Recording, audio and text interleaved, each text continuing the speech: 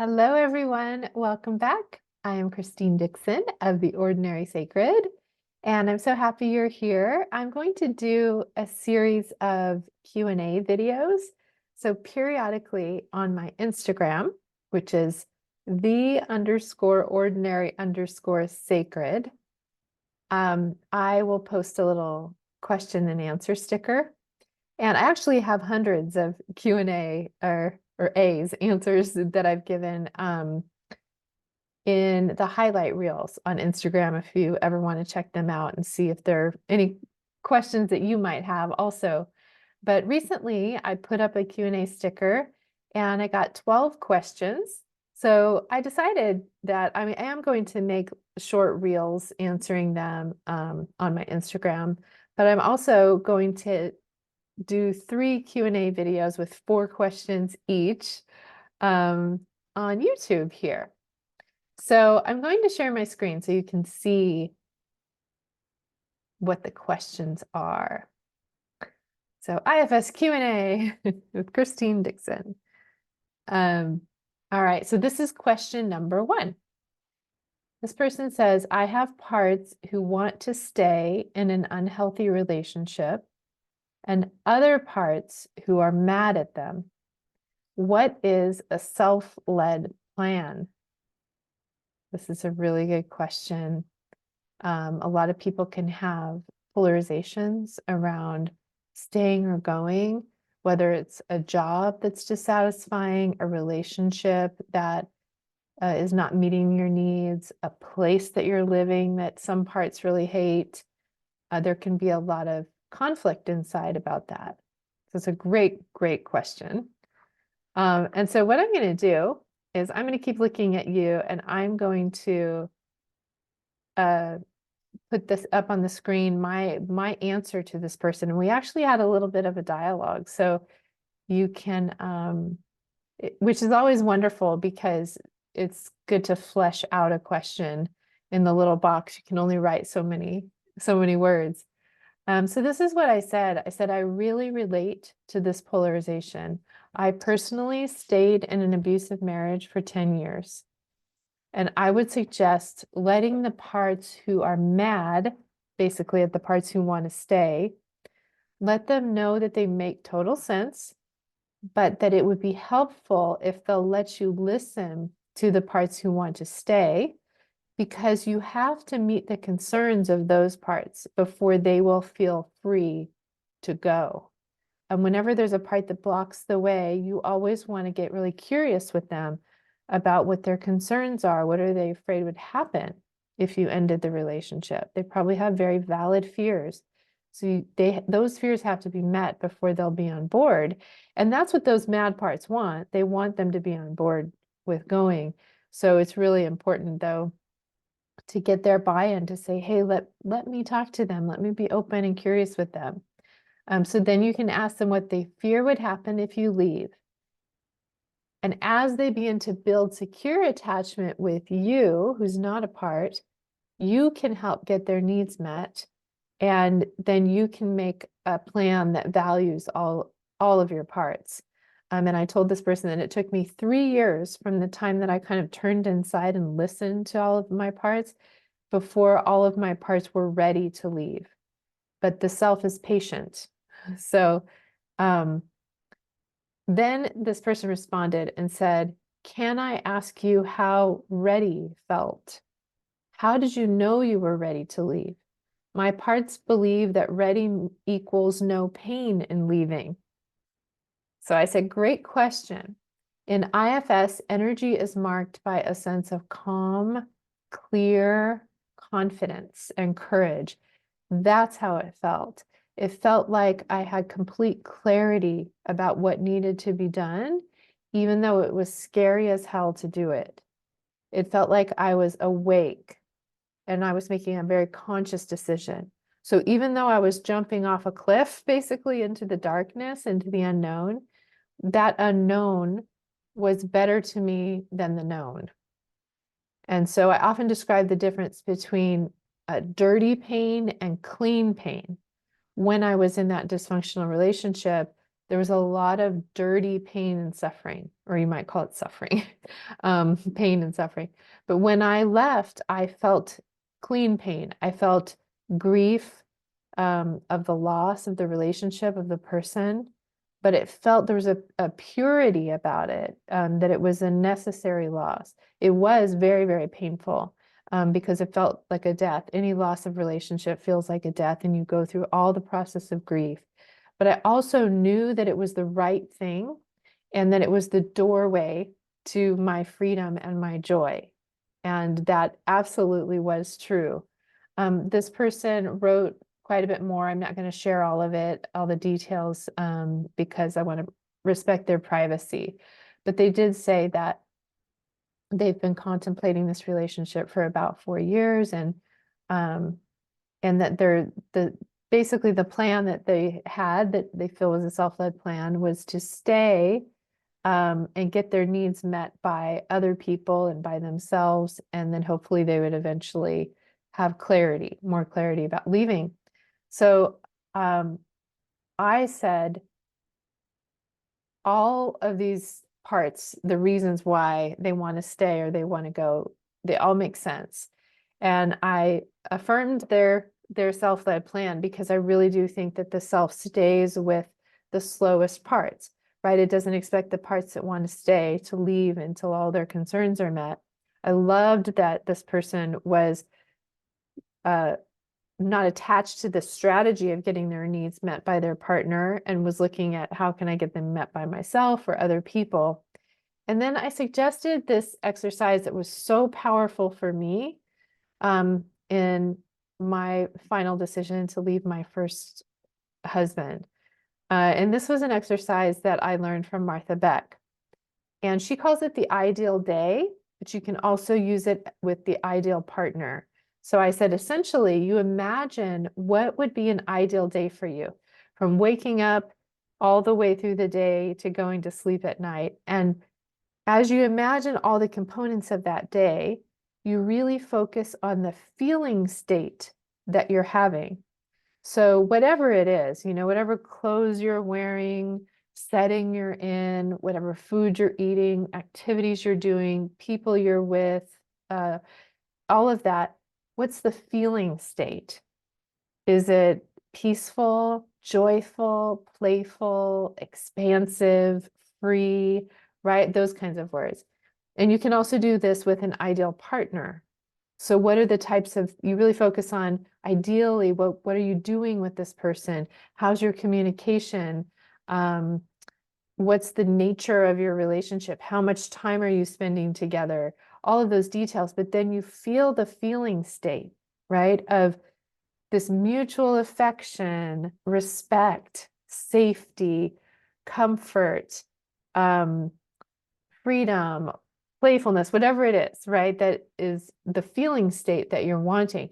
And it's actually the feeling state that creates your inner compass, because that's what you'll begin to gauge everything by, every relationship, every interaction, or if it's your ideal day, every setting, every activity that you do. And you'll see very clearly what things make you feel expansive and free and have that feeling state in your body, and what things don't. They create constriction and angst in your body. And so I said, I did this exercise while I was in my first marriage. I imagined a day of being out in nature together, hiking, having a meal, sitting by the campfire, having a heart-to-heart chat, having a safe, connecting physical closeness. And this feeling state was one of safety, feeling valued, mutual reciprocity. And this is not even near to what I had with my first husband. And so eventually, though, it became clear over and over that I didn't have this. And things got harder before they got easier. But this feeling state became my North Star. And now I have everything I've ever dreamed of, all of that feeling state, the playfulness, the joy, the respect, the mutual reciprocity, the safety, the affection, the love, all of it with my current husband, because I recognized it. I recognized that feeling state in even the very beginning of our interactions, and it's continued on. So it really becomes that compass that you kind of, it's your body compass. As you go through life, you know, activities you do, people you meet, places you're in, you're just, am I expanding or am I contracting? That's the basic words. You can give it whatever word you want. For me, it's the response or the response, right? And I'm just observing it in my body. And that's why I really think you cannot get it wrong, because everything is information to you. And if you trust your body's response, it will lead you all the way to your North Star. So that was question number 1. Maybe I'll make 4 of these videos. I'll do 3 questions each for each video, so I can do them justice, especially since they're a little bit longer with the interaction I've had with people. All right, so here's question number 2. This person says, part of me wants to be saved, cared for, and treated like a little child, but it's raging and stubborn like a nasty teenager. This part is making me stuck in circles of self-isolation, depression, and self-pity. This part does not want me to go and start new things. It just wants to be saved. It says, why should I also do this by myself? I want someone else to do it for me. So first, I suspect that there may be more than one part here. You can always go in and directly ask.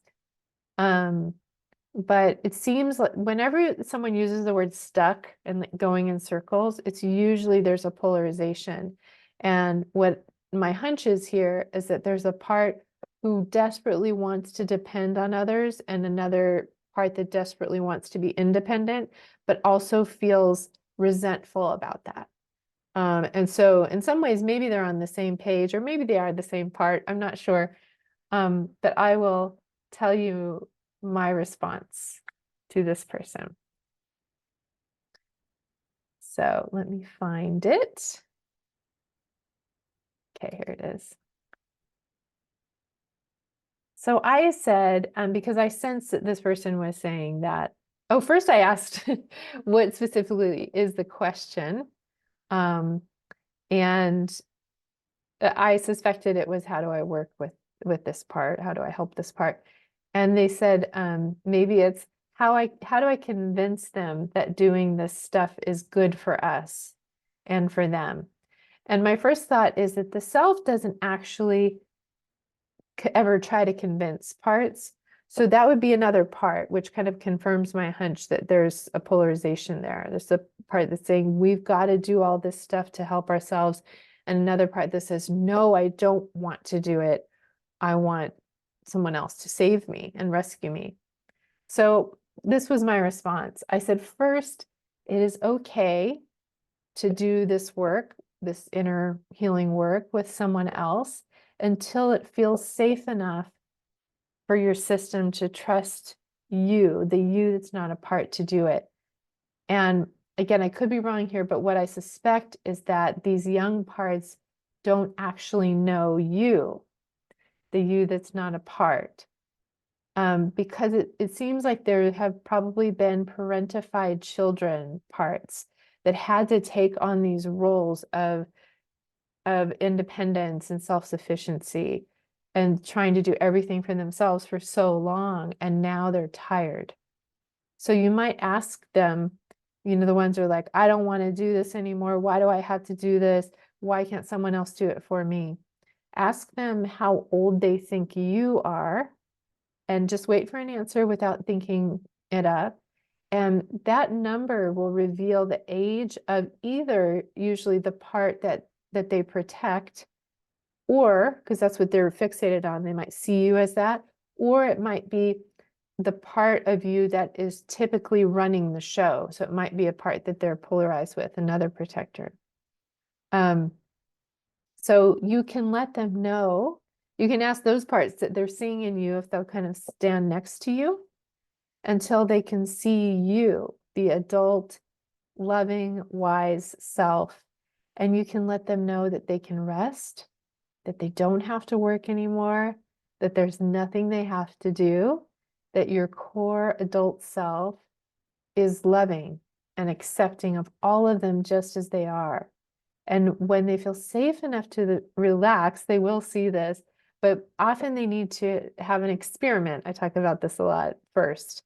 So you can offer to them, what if you just risk it to rest for 10 seconds and allow the self to come out and be with them, or perhaps with the younger parts they protect. And just breathe and be with whatever is here now in this moment. And eventually, realizing that the one they've been waiting for is as close as their own breath will feel refreshing to them.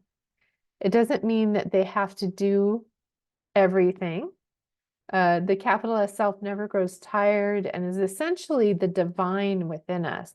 So if it helps them to think of self as spirit or capital L love inside, that can help. So just so they know that it's not them that's having to do all the work. So just as they are desperate to find this love and healing from someone outside of them, there are parts who are grasping at others to kind of save them and rescue them. They can actually find it on the inside. And this is actually good news, because while other people's love is important for us as humans, they can't possibly give that love and attention to us 24/7 because they have to care for themselves too, right? So, but the capital S self, the capital L love that lives inside of us can be there for our young and suffering parts and our parts who have worked and efforted for so long. It can be there for them all day, every day. And it's this core loving self inside of us that can just allow our parts to be, to rest. And so that efforting part that feels like it just has to do everything itself can rest, or it can find something playful, creative that it wants to do, because the self doesn't have efforting. But it's really hard for those parts to even experience the self until they're willing to kind of relax back a little bit. So that's why we have to just offer them little experiments. What if you do it for 10 seconds? And then when the young parts are held and treated so well by the self inside of us, they see the contrast when other parts come in and are maybe badgering them, or when other people outside are dealing with them from a protective part or from self. Self inside of us or self in other people becomes more and more detectable, because we know that by the qualities of calm and clarity, confidence, courage, curiosity, compassion, creativity, and connectedness. So that was my answer to that question. I'm going to struggle to answer these questions in a minute, which I'm going to try to do on Instagram. Okay, so I'll do one more question in today's video. Question number 3 says, I'm going to take a breath for this. When I am working on recentering and resting, I feel sad before I can get to actual rest. I cannot figure out if there is a part that feels sad to not be under duress, or if relaxation and sadness feel the same. Okay, so I'll share with you what my response was to this person. I often tell people, when you stop to be still, what happens is you find out what's true. So if you start crying, there's sadness there. If you fall asleep, you're tired, right? If you start feeling anxious, there's an anxious part there. So it's just revealing kind of what's alive in you and what needs your attention. let's see.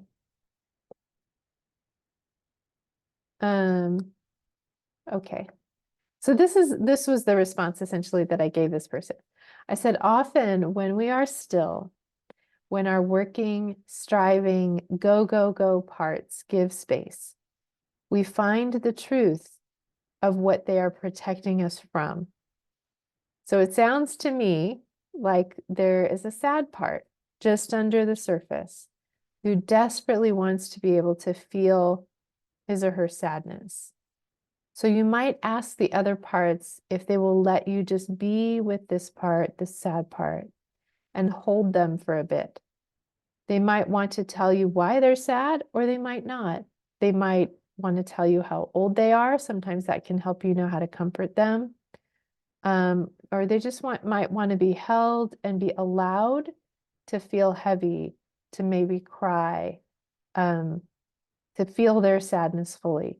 And that's what I found with most of our parts. It's amazing. My system is still always amazed by this, that the biggest thing that our parts that have big emotions want is just to be allowed to feel afraid, to feel angry, to feel sad, to feel excitement, whatever it is, to feel disgust, right?